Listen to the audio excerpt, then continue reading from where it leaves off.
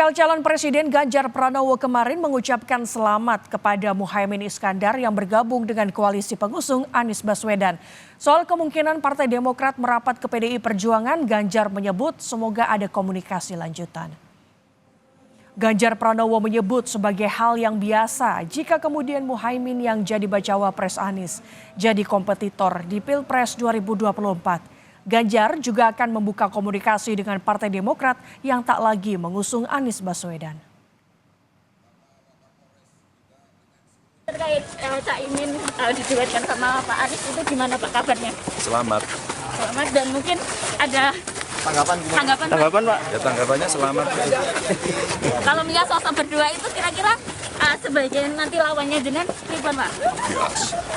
Adakah kemungkinan PDIP menampung Demokrat Pak? Ya, Usai ada. mudah-mudahan nanti bisa ada komunikasi.